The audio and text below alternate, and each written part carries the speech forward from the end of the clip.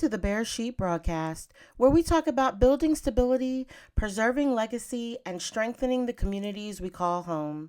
I'm Kalia Heaven Barak Yahoo, founder and president of Bear Sheet, a 501c3 nonprofit located in the Richmond area. I'm honored you're spending this time with us. This show is a safe space for real conversations about homeownership, financial well-being, life decisions, and choices that shape our family's future. Today we're talking about a question many people ask and many people struggle with. Should you rent or should you own? At Bear Sheet, our mission is simple but powerful. We empower families to build lasting stability by providing holistic education and compassionate support in homeownership, wealth building, and end-of-life planning. We help individuals make informed decisions, preserve their legacy, and strengthen the communities they call home. To all our listeners, if there's a topic you want to discuss, send us an email to info@bearsheetcorporation.org. Again, that's info, I-N-F-O, @bearsheet, B as in boy, RESHEET,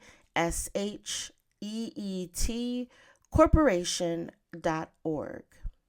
So let's talking about what's happening now. Across the country, housing costs have increased significantly over the past few years, and renters are seeing their monthly rent increase year after year. At the same time, buying a home can really feel intimidating with the rising interest rates, home prices. So many people are finding themselves and asking the same question: is renting smarter? Or is owning better long term? And that's a really good question. So let's start by talking about renting. Renting can provide flexibility and lower upfront rent costs.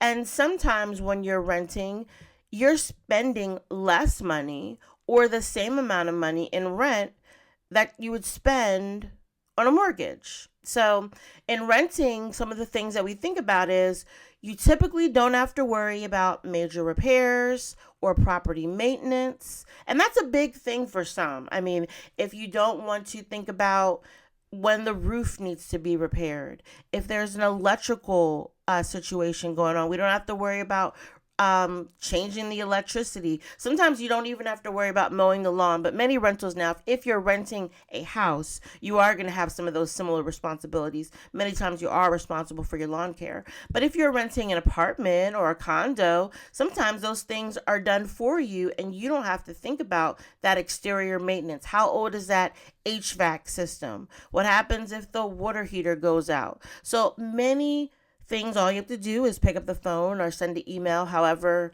your landlord has it set up, and say, I'm not getting hot water, and they send out a contractor.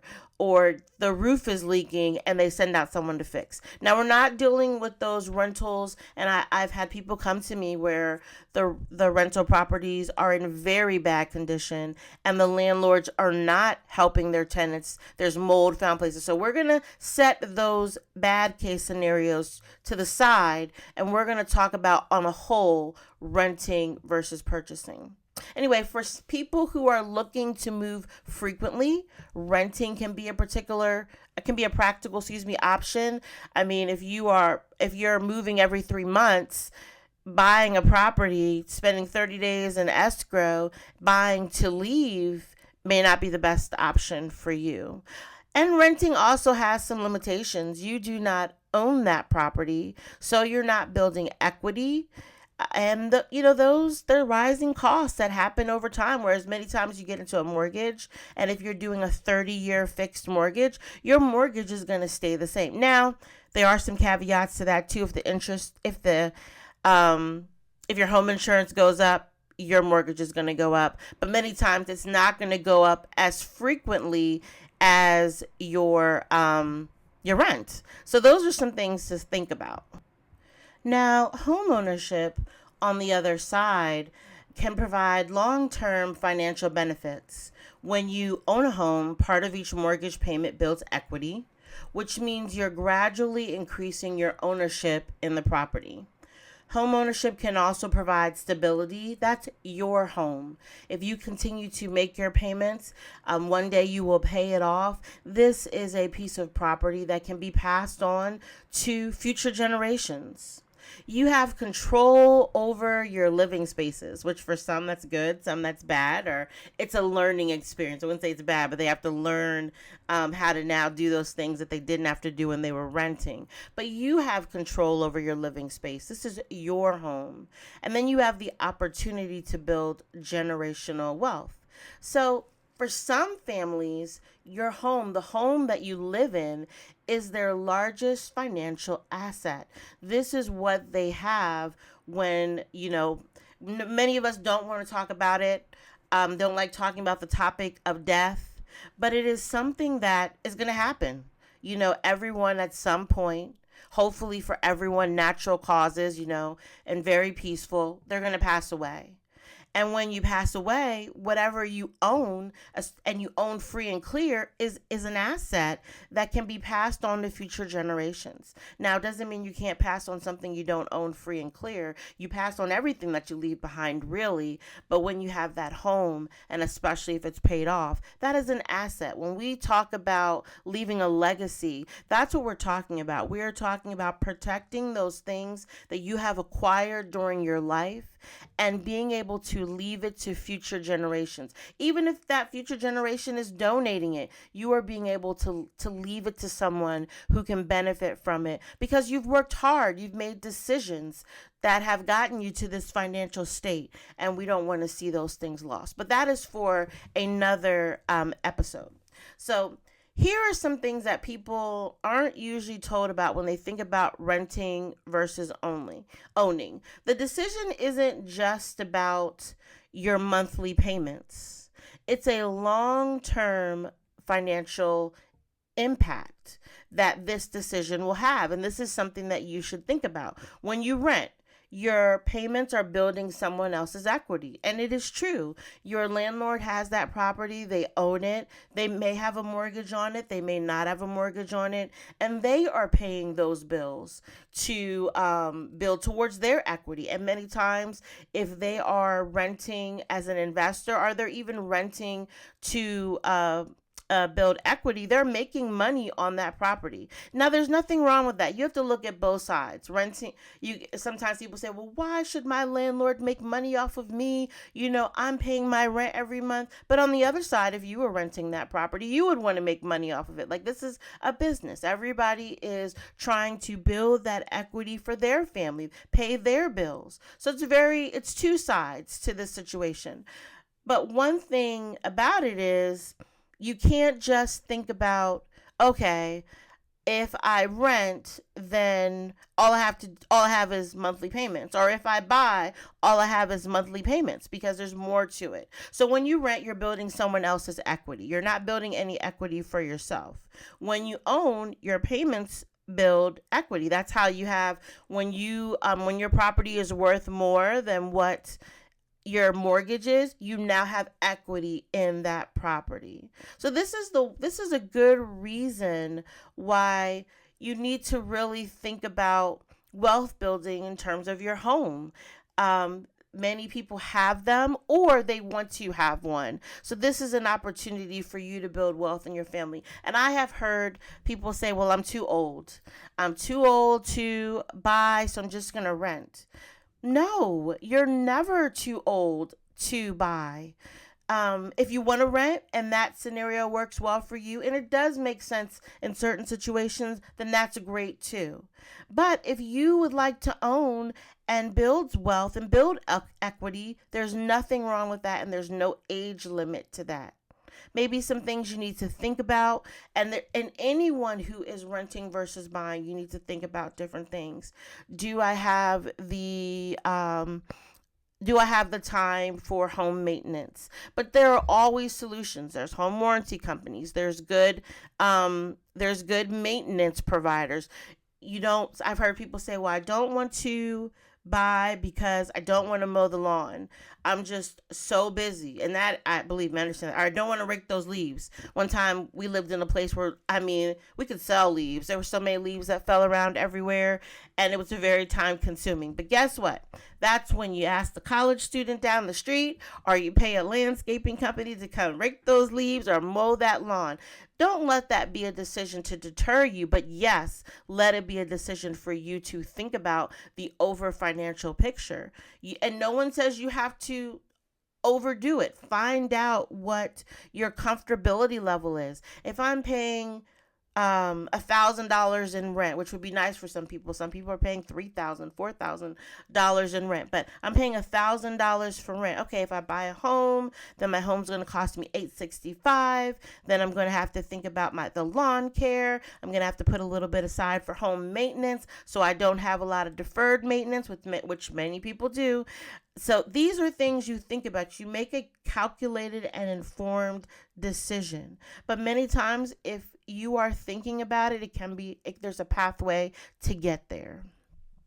So sometimes renting makes sense. Like we talked about, if somebody is relocating a lot. If you're relocating a lot and you're not staying in one area for a long period of time, then renting may be the best option for you.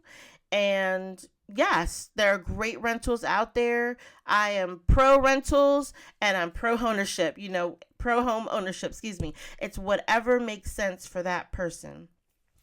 If you are in the military, there's a lot of military families and they relocate often. Sometimes you're in a place for a while and sometimes you're relocating. That is something to think about. You can reuse your VA loan benefit or your entitlement to keep the property you have now and use the rest of it, if there's enough, to purchase another property.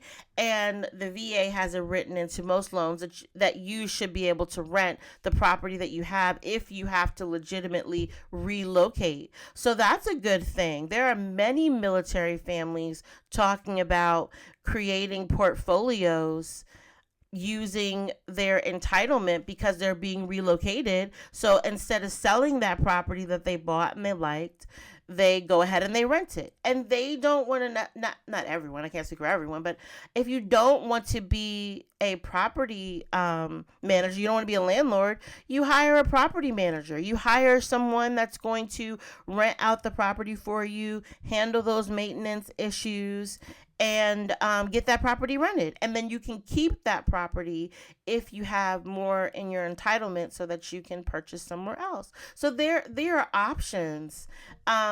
It's just finding out.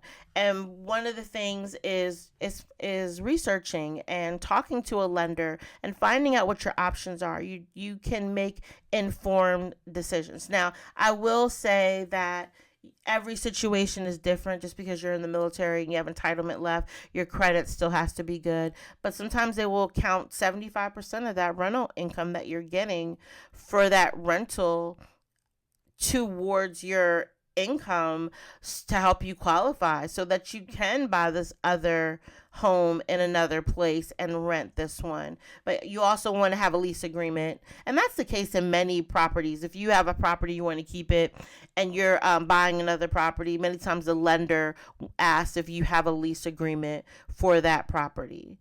And then they're also going to look at your debt to ratio income. So some of those things that are traditionally required with lending are still required here, but it just may be easier for you if you're in the military. So just a side note and something to start thinking about. Somebody had recently asked us, when do you know if you're financially ready to buy a home? And there's some things that you want to look at. So you have income. I want to say you have steady income, but that's not even always the case. There are a lot of contractors out there who are able to purchase property because banks are able to look at your yearly income and not just what you're doing every month. So, but having a source of income, you can manage your debts. Or if what you're spending in rent is so much higher than what would be spent if you're buying.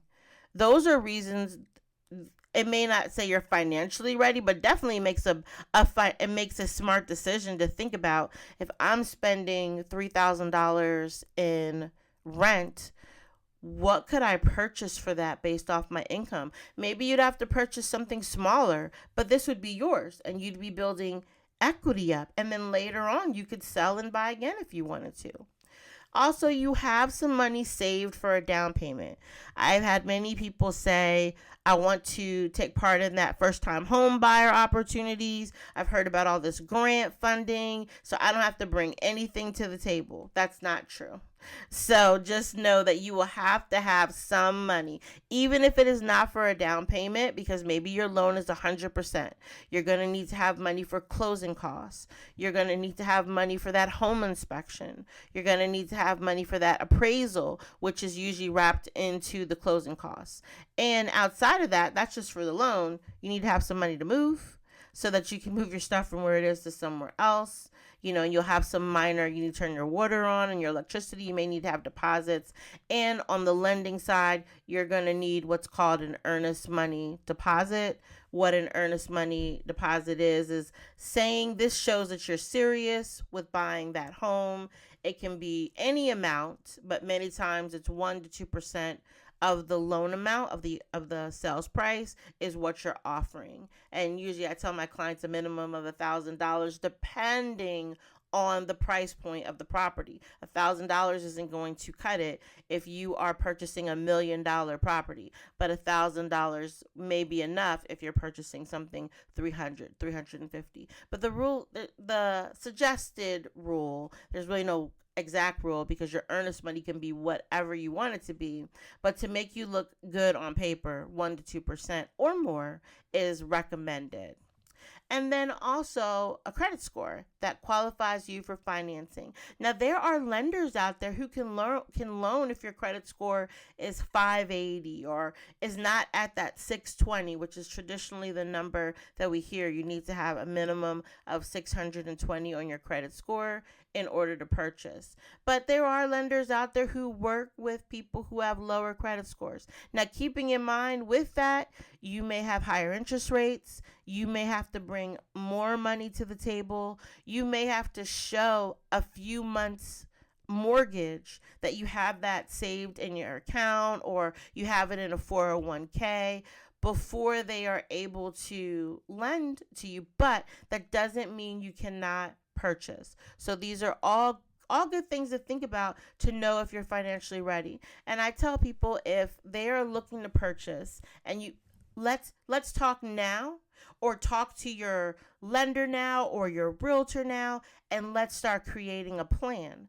So because sometimes you'll be ready in 30 days. Sometimes that 30 days is a year. And so, but if you reach out early enough, then you can start preparing. And when it is time for you to purchase, you are ready to go. You have everything lined up to make this a successful transition. Now, New Canaan Properties is the real estate company that I have, and my teammate has a Credit to Keys workshop that we'll be doing. It's online. It's good for any area. It doesn't mean you have to be purchasing in Virginia. Some of the knowledge transcends the different areas, but we'll have a local lender on the webinar. We will have real estate agents, and we'll be talking about your credit tips, improving it, what you need in order to buy, what it looks like, all those things for those people who would like to get into a home. Or you could already be in a home, but sometimes it's been years since you have purchased a home and laws have changed, strategies have changed. So anyone who is looking to purchase a home, whether you're renting, first-time home buyer, whether you're scaling up or scaling down, as I call it, going from something, small to a larger home or a larger home to a smaller home, this workshop can offer you some good tips to help you be ready to go from, we call it keys to home ownership. So if you are interested in that, send us an email look us up on LinkedIn or Facebook, and I can send you the link, and it'll probably be on our social media as well, so that you'll be able to see it. Feel free to always email us at info@bearsheetcorporation.org. Again, that's info at bearsheet BRESHEET corporation.org. Now let's have an honest conversation, because homeownership is not risk free. It is there and available for everyone if that is the path you want to go, but it's not just risk free, and we want to be clear about that as well. Sometimes things do go wrong. You decide to move from renting to purchasing, and then there are unexpected repairs. You didn't expect there to be a hole in the roof, that wasn't found on the home inspection. Or it's when my husband and I, when we purchased our home and we did a home inspection, we found out that the bathroom, they had put a wall up over the tiling that we didn't know, that wasn't waterproof. So if a year or so in, after we've been in the house, water was leaking down the wall. We didn't know that. When we brought in a contractor, they said, "Oh, they put this wall up to cover this old tiling. It wasn't waterproof wall, and so now we had to redo the bathroom." That was not an expense we were thinking about. So there are sometimes unexpected expenses that come up. The market shifts, job changes. Especially in this market, we've heard of a lot of people having to find a new job, losing their job, hours being lessened. Regardless of those things, now you still have a mortgage you need to pay. So you have to be prepared for those things. So it's not saying that you shouldn't purchase, because these things can happen whether you're renting or whether you're buying. In renting, if those unexpected repairs came in, as long as you have a good landlord who's doing what they're supposed to do, they will take care of those unexpected repairs. But you can't control market shifts or job changes or income loss, and that can happen to anyone. So this is where you have a emergency fund. So it's not just moving from renting to buying, but now you have some time to think about it and prepare. You may delay your wealth building just a little bit to create a little bit of a nest egg. If something happens, I have a couple $1,000s saved up, that if there is an issue. And if you are going to go from renting to purchasing, don't feel pressed or rushed. Some situations require rushing, but if they don't, do a home inspection. Get a good home inspector. Ask your realtor to give you someone that does good work. Give you a few people so you can look at their reviews. You can call them. You can see what they offer. That way you get a good assessment of the property you're getting. If you're going to purchase a property and you know that the HVAC system is old and it's going to need to be replaced soon, or the water heater is old, you want to know that. You don't want to go into a house and thinking everything is new and ready to go. It's going to last me for at least 7 to 10 years. In 7 months, you need to replace it. So, and sometimes home warranties are where sometimes people say, well, I don't want a home warranty. I don't like them. They just take your money. But when you need it, it's good to have. So maybe in those first couple of years, if you don't have a big enough nest egg to cover any emergencies, have a good home warranty company that if the HVAC system goes out or there's an electrical issue, you pay a small deductible, and you at least have that assurance there. If the HVAC goes out, they can come out and fix it. And of course, they're going to replace and fix. They're going to replace parts. They're not going to try to replace the whole thing if they can salvage it, but at least it would be working.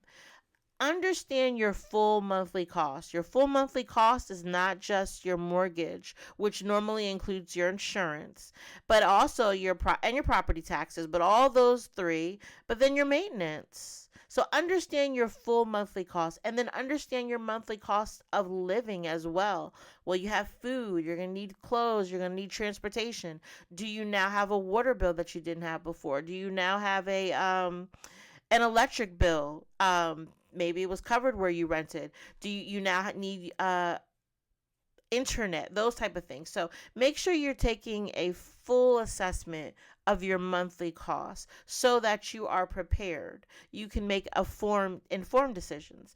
And you don't have to overextend your budget. If this is where you're comfortable, then what that number is, that's where you look. Now, we have to be realistic too. You can't expect always to live in this particular area, but you only want to pay this price. Like that, those two things have to line up as well. You may have to shift where you live. You may have to go to a property that may need a little bit of work that you can get at a cheaper price, that you can put equity in, sweat equity as we call it, to get the value there. So there are trade-offs, but if you want that home and you want to start creating equity, then you make those trade-offs for the bigger goal. So know what your budget is, know what you feel comfortable with, because ownership is powerful. And it may not be for everyone, but it can be for you if you'd want it. Don't feel like you have to delay looking into it or thinking about it, but you want to do it at the right time. If this year is not the right time for you and you need to prepare, then you do that, because you don't want to get into a property and you don't have steady income and then you end up having to go through foreclosure, or you have financial stress or instability. You want to make sure that you feel comfortable. And, I commend people who you want to get them into a home, but if they find out, like I had someone tell me, my job seems unstable right now, and I mean, many jobs may seem unstable right now, but he was saying they were really going through a tough time at their job, and he was concerned about continuing to purchase because what if he lost his job? So we put a pause on it. It's a very good concern. And if you don't feel comfortable in moving forward, then that's what you need to do. Because I have been in situations where or heard of situations too, where people are going to purchase property and then their job lay them off. And that was a big thing. Maybe not even too long ago, a few months ago, and people were at the place where they're going to be closing soon and they lose their job. Well, they lose their job and now there's no house. What if they were already in that house when they lost their job? Now, hopefully they would have found something quickly, but what if they didn't? Then at that point, they would have no money to pay this new mortgage that they got, and after a couple months could be on the verge of foreclosure. You don't want that. We want to make sure that you feel confident and comfortable in being able to purchase. So you got to make those decisions, those right balanced decisions. Something else some renters don't think about is you can negotiate your rent. A rental price may be listed, but rent can be negotiable. You can, not within reason, your landlord or the person who is maybe your landlord, they have those rent prices set for a reason. But it doesn't mean if you can't go in and say, well, I would like my rent to be a little bit cheaper, especially if the property needs some work. Maybe that person is not going to paint right away, or maybe you can see that the driveway needs to be re-graveled, or there's some things going on with that property. You can negotiate your rent. You can also negotiate the terms, not just the monetary amount, but you can say, if I have a longer lease, can I get lower rent? Though sometimes those things can reduce the rent because they know you're going to be leasing for a while. If I pay a couple months up front, can I have a lower rent? So there's some things to think about that you can really negotiate and put into your negotiating strategy. If today's conversation gave you some clarity, sparked questions, we invite you to connect with us. Renting versus home ownership is a big step and something to think about. Visit bearsheetcorporation.org or email us at info@bearsheetcorporation.org or call us 844-405-3924. Follow us on Facebook and LinkedIn for more resources and community support. Thank you so much for spending this time with us. This is Bear Sheet, building stability, preserving legacy, and strengthening the communities we call home. Join us next time as we continue these conversations that help families move forward with clarity, confidence, and dignity.